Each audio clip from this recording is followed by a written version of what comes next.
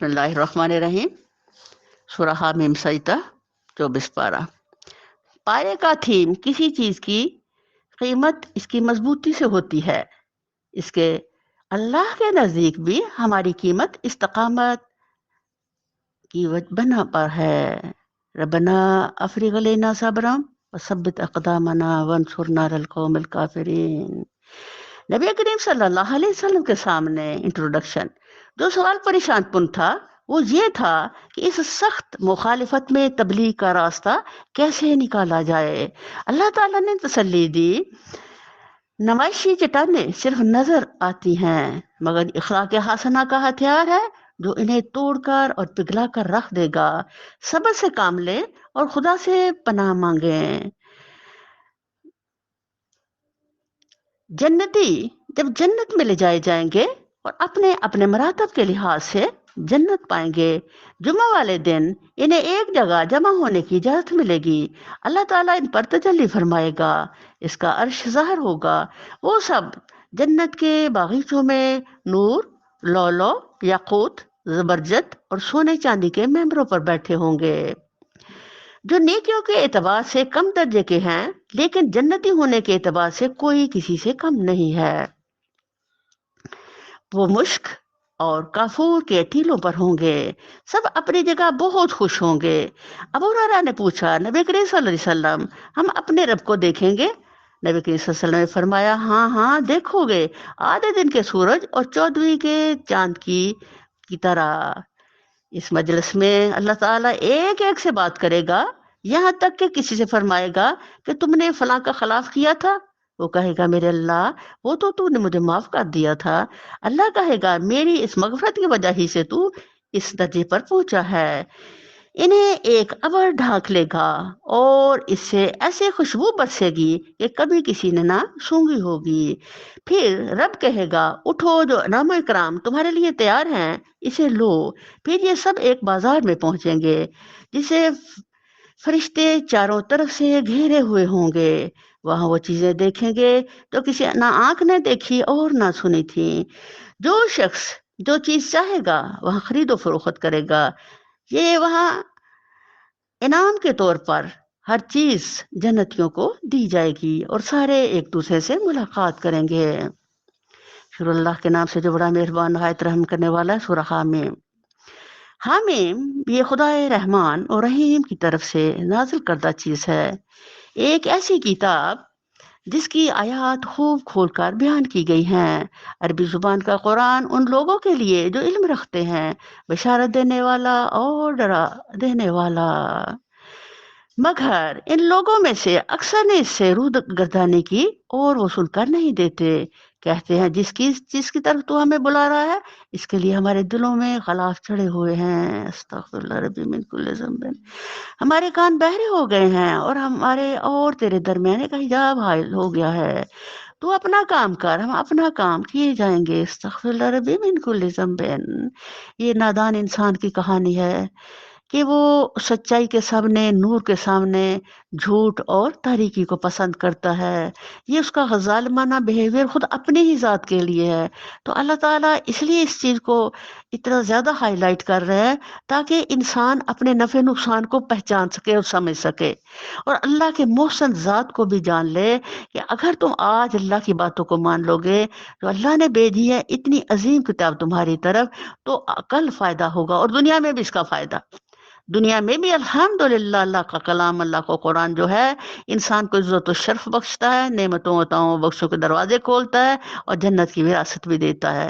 لیکن جو اس سے منہ موڑتا ہے دنیا میں بھی اس کے لیے رسوائی اور جہنم کا بھی عذاب۔ استغفر اللہ ربی من کل ذنب۔ اے نبی صلی اللہ علیہ وسلم سے کہو میں تو ایک بشر ہوں تم جیسا، مجھے وحی کے ذریعے بتایا جاتا ہے کہ تمہارا خدا تو بس ایک ہی خدا ہے، لہٰذا تم سیدھے اسی کا رخ اختیار کرو اور اسے معافی چاہو۔ تباہی ہے ان مشرکوں کے لیے جو زکوٰۃ نہیں دیتے اور آخرت کے منکر ہیں۔ رہے وہ لوگ جنہوں نے مان لیا اور نیک اعمال کیے، ان کے لیے یقیناً ایسا اجر ہے جس کا سلسلہ کبھی ٹوٹنے والا نہیں۔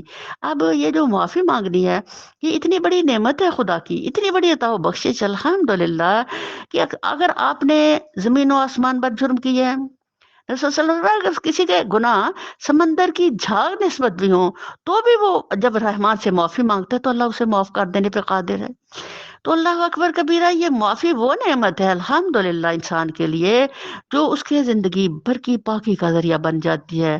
तो अल्लाह ताला हमें बहुत माफ़ी माँगने वाला बना दे, बहुत रुजू करने वाला बना दे। अल्लाह ताला हमारे साथ बहुत दरगुज़र के फ़ैसले कर दे अल्लाह, और अपने सारे बंदों पे भी बहुत रहमत कर दे अल्लाह, दिलों को बदल दे अल्लाह, दिलों को फेर दे मौला। ऐ नबी सल्लल्लाहु अलैहि वसल्लम, इनसे कहो क्या तुम उस खुदा से कुफ्र करते हो और दूसरों को इसका हमसर ठहराते हो, जिन्हें ज़मीन को 2 दिनों में बना दिया? वही तो सारे जहान वालों का रब है। उसने ज़मीन को वजूद में लाने के लिए ऊपर से उस पर पहाड़ जमा दिए और इसमें बरकतें रख दी, और इसके अंदर सब माँगने वालों के लिए हर एक की तलब हाजत के मुताबिक ठीक अंदाज़े से खुराक का सामान मुहैया कर दिया। ये सब काम 4 दिन में हो गए। फिर वो आसमान की तरफ मुतवज्जो हुआ, जो इस वक़्त महज़ धुआँ था। उसने आसमान और ज़मीन से कहा, वजूद में आ जाओ, ख्वाह तुम चाहो या ना चाहो। दोनों ने कहा, हम आगे फरमाबरदारों की तरह। अल्लाह ताला बताना ये चाह रहा है कि इतनी इतनी अजीम चीजें, इतने इतने बड़े वजूद वाली, वो भी रहमान की अताअत में किस तरह हमातन है। तो इंसान जो इतना सा और जिसकी हकीर बूंद से बुनियाद है, उसकी बगावत का हाल देखो। वो कहता है कि हमें भाई अल्लाह की बातें जो है वो हमारी समझ में नहीं आती। अल्लाह अकबर कबीरा। तो अल्लाह ताला इतनी बड़ी मिसाल इसलिए देते हैं ताकि इंसान अपनी औकात को समझ सके। तब उसने 2 दिन के अंदर 7 आसमान बना दिए और हर आसमान में उसका कानून वही कर दिया। वो आसमान दुनिया को और आसमान दुनिया को हमने चिरागों से आरास्ता किया और उसे खूब महफूज कर दिया। ये सब कुछ एक ज़बरदस्त अलीम हस्ती का मंसूबा है। अब अगर ये लोग मुँह मोड़ते हैं, तो उनसे कह दो कि मैं तुमको उसी तरह के एक अचानक टूट पड़ने वाले अज़ाब से डराता हूँ, जैसा आद और समूद पर नाज़िल हुआ था। जब खुदा के रसूल उनके पास आगे और पीछे हर तरफ से आए और इन्हें समझाया कि अल्लाह के सिवा किसी की बंदगी न करो, तो उन्होंने कहा, हमारा रब चाहता तो फरिश्ते भेजता, लिहाजा हम उस बात को नहीं मानते जिसके लिए तुम भेजे गए हो। अब नबी सल्लल्लाहु अलैहि वसल्लम को भी यही कुफारे मक्का ने कहा कि भैया अल्लाह ने भेज रहा तो किसी फरिश्ते को भेज देता, तो आपको भेज दिया जो मुआशरे के एक यतीम और कमजोर इंसान है। तो ये देखो, ये तो हमें हमारी बात, तुम्हारी बात हम मानने के लिए तैयार नहीं है, इसलिए कि आपके पास कोई दुनियावी क़ुव्वत नहीं है। अल्लाह अकबर कबीरा। तो इंसान जो है वो हमेशा अपने कमजरफी के बना पर दुनिया ही को मायार जिंदगी बनाए हुए है, लेकिन मेरे रब के नजदीक तो कुछ और मायार हैं जिंदगी की कामयाबियों के। आज का हाल ये था कि वो जमीन में किसी हक के बगैर बड़े बन बैठे और कहने लगे, कौन है हमसे ज्यादा जोरावर? उनको ये ना सूझा कि जिस खुदा ने इनको पैदा किया है वो इनसे ज्यादा जोरावर है। सुभान अल्लाह। वो हमारी आयत का इनकार ही करते रहे।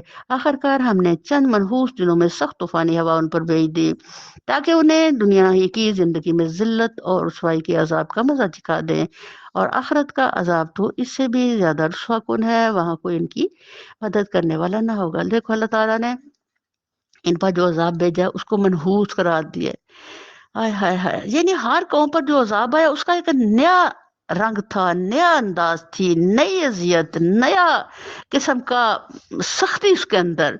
तो इन पर जो था तो उसको तो अल्लाह ने क्या, हाय हाय! कि इतनी दुनिया बनाने वाला इंसान, इतने जुस्सों वाला, इतना ज़हीन व फ़तीन, क्या नहूस अच्छाई इस पर कि इसको अल्लाह ताला ने हाय सख्त तूफ़ानी हवा से तबाह किया।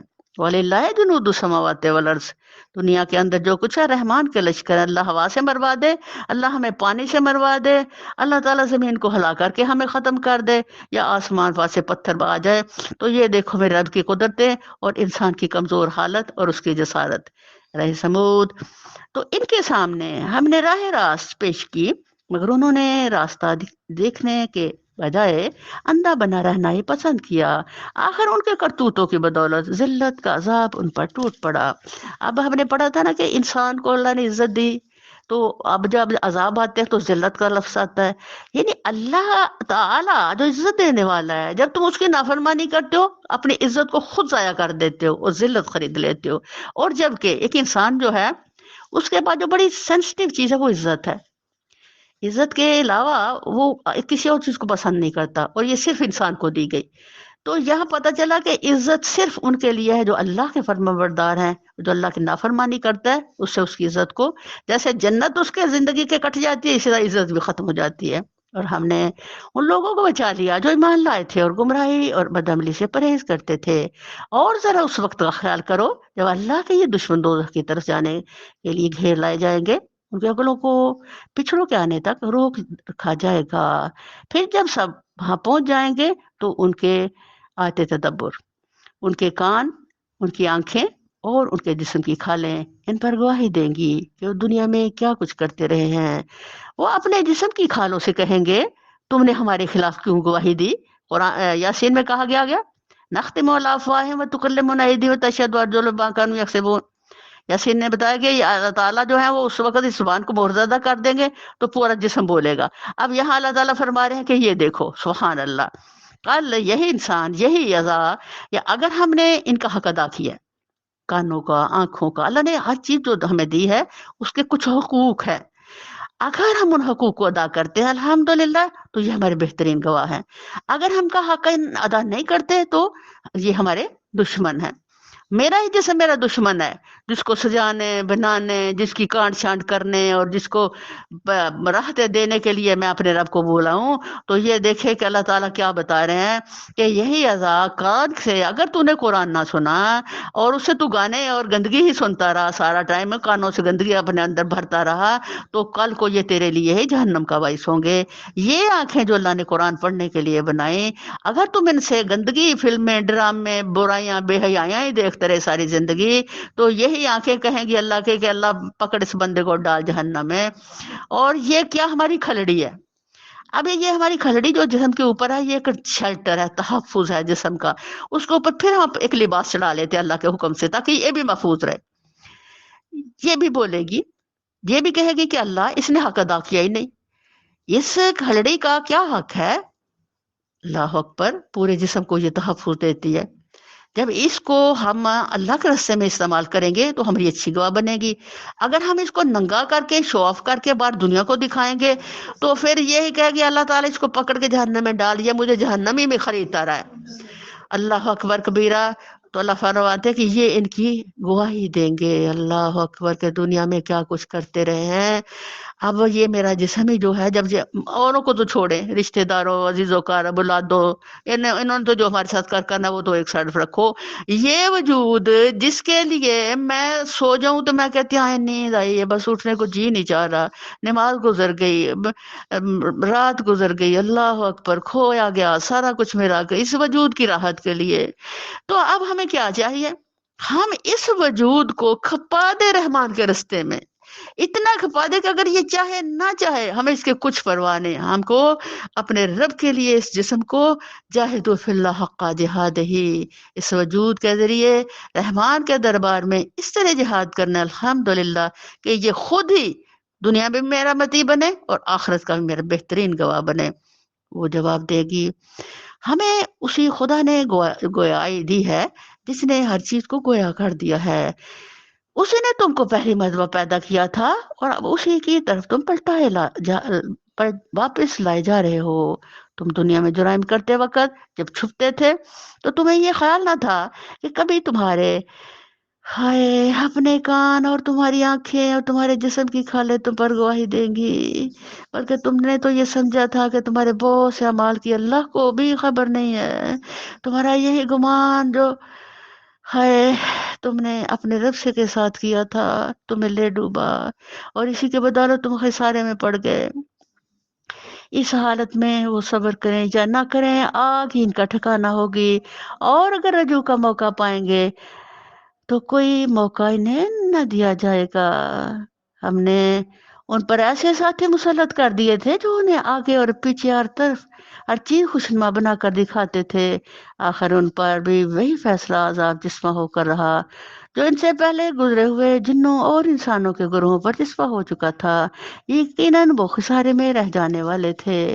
یہ منکرین حق کہتے ہیں اس قرآن کو ہرگز نہ سنو، اور جب یہ سنایا جائے تو اس میں خلل ڈالو، شاید اس طرح تم غالب آ جاؤ۔ استغفر اللہ ربی من کل ذنب۔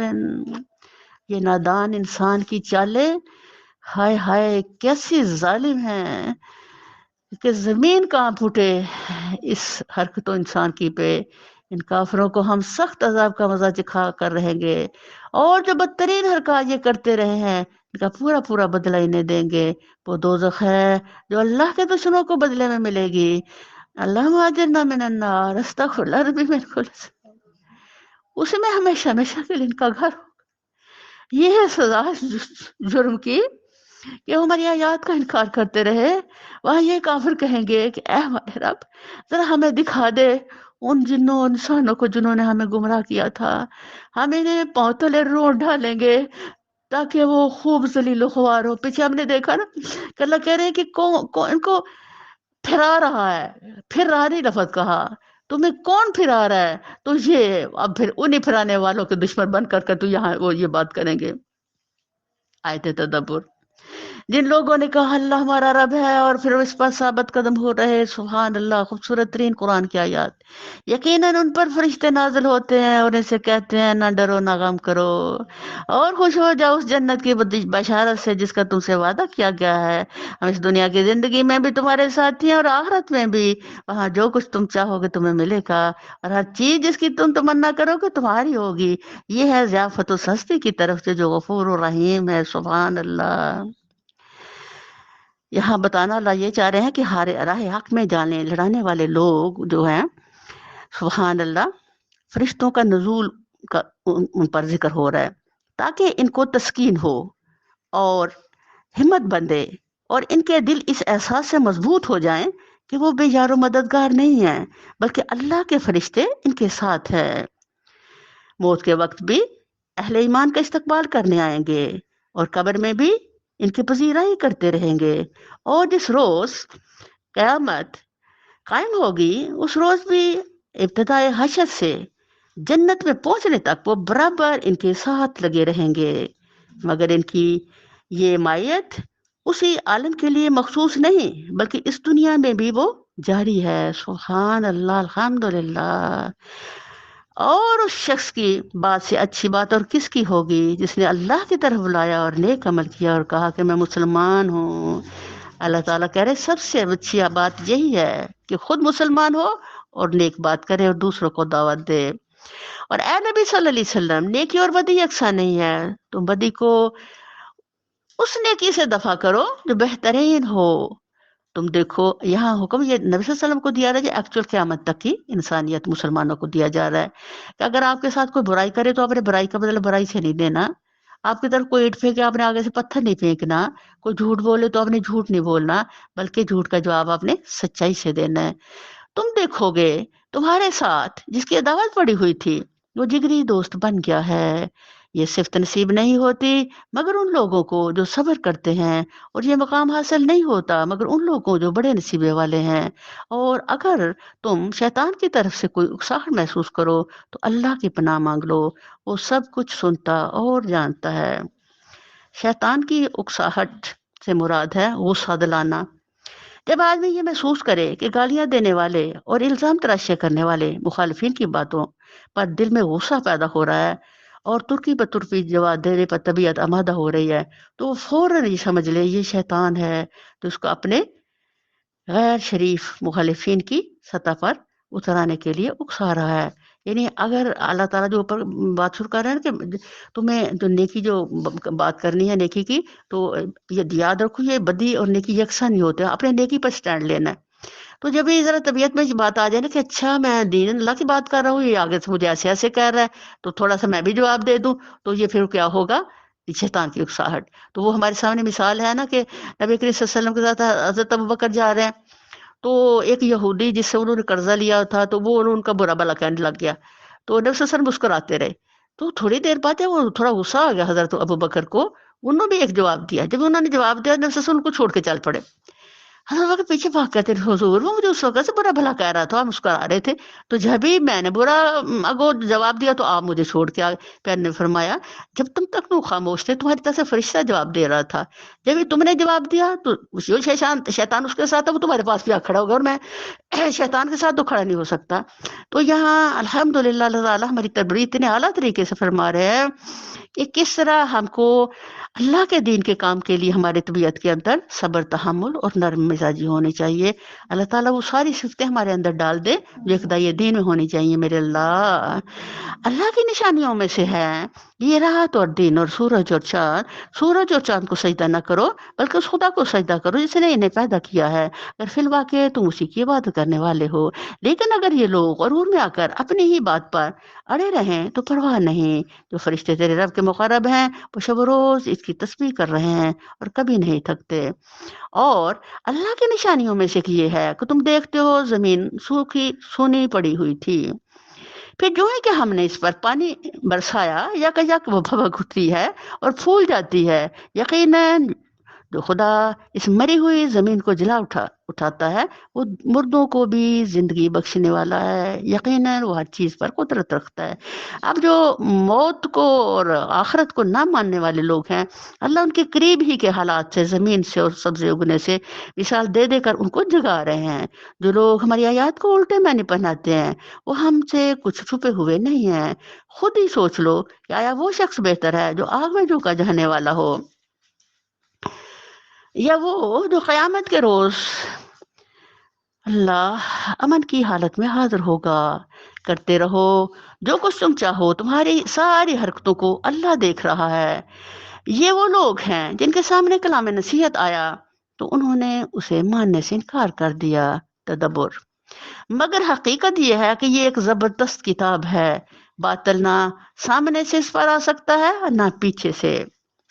سامنے سے آ سکنے کا مطلب یہ ہے کہ قرآن پر براہ راست حملہ کر کے اگر کوئی شخص اس کی کسی بات کو غلط اور کسی تعلیم کو باطل و فاسد ثابت کرنا چاہے تو اس میں کامیاب نہیں ہو سکتا۔ پیچھے سے نہ آ سکنے کا مطلب یہ ہے کہ قیامت تک کبھی کوئی حقیقت و صداقت ایسی منکشف نہیں ہو سکتی جو قرآن کے پیش کردہ حقائق کے خلاف ہو۔ کوئی علم ایسا نہیں آ سکتا جو فی الواقع علم ہو اور قرآن کے بیان کردہ علم کی تردید کرتا ہو۔ کوئی تجربہ اور مشاہدہ ایسا نہیں ہو سکتا جو ثابت کر دے کہ قرآن کے نے عقائد و اخلاق و قانون و تہذیب و تمدن و معیشت و معاشرت اور سیاست کے باب میں انسان کو جو رہنمائی دی ہے وہ غلط ہے۔ یہ ایک حکیم و حمید کی نازل کردہ چیز ہے۔ حکیم و حمید اللہ اس لیے فرما رہے ہیں کہ یہ کتاب اللہ قرآن عظیم جو آپ کی طرف بھیجا گیا ہے یہ ایسا ہی اعلیٰ ہے جیسا خود خدا اعلیٰ ہے، کیونکہ خدا حکمتوں والا ہے۔ ہر انسان کے اندر کی اچھائی برائی اور اس کی گائیڈ لائن دینے کے لیے کیا اس کی ضرورت ہے اس کے مطابق اس کو پورا کرنے والا رب ہے۔ اے نبی صلی اللہ علیہ وسلم، تم کو جو کچھ کہا جا رہا ہے اس میں کوئی چیز بھی ایسی نہیں ہے تو تم سے پہلے گزرے ہوئے رسولوں کو نہ کہی جا چکی ہو۔ بے شک تمہارا رب بڑا درگزر کرنے والا ہے اور اس کے ساتھ بڑی دردناک سزا دینے والا بھی ہے۔ اگر ہم اس کو اجمی قرآن بنا کر بھیجتے تو یہ لوگ کہتے ہیں کیوں نہ اس کی آیات کھول کر بیان کی گئیں۔ کیا ہے یہ عجیب بات ہے کہ کلام اجمی ہے اور مخاطب عربی؟ ان سے کہو یہ قرآن ایمان لانے والوں کے لیے تو ہدایت و شفا ہے، مگر جو لوگ ایمان نہیں لاتے ان کے لیے یہ کانوں کی ڈانٹ اور آنکھوں کی پٹی ہے۔ ان کا حال تو ایسا ہے جیسے ان کو دور سے پکارا جا رہا ہو۔ اس سے پہلے ہم نے موسیٰ کو کتاب دی تھی اور اس کے معاملے میں بھی یہی اختلاف ہوا تھا۔ اگر تیرے رب نے پہلے ہی ایک بات طے نہ کر دی ہوتی تو ان اختلاف کرنے والوں کے درمیان فیصلہ چکا دیا جاتا، اور حقیقت یہ ہے کہ یہ لوگ اس کی طرف سے سخت اضطراب انگیز شک میں پڑے ہوئے ہیں۔ اضطراب انگیز شک کہتے ہیں خود شک میں پڑنا اور دوسروں کو بھی شک میں ڈالنا۔ جو کوئی نیک عمل کرے گا اپنے ہی لیے اچھا کرے گا، جو بدی کرے گا اس کا وبال اسی کو پر ہوگا، اور تیرا رب اپنے بندوں کے حق میں ظالم نہیں ہے۔ وَمَا عَلَيْنَا إِلَّا الْبَلَاغُ۔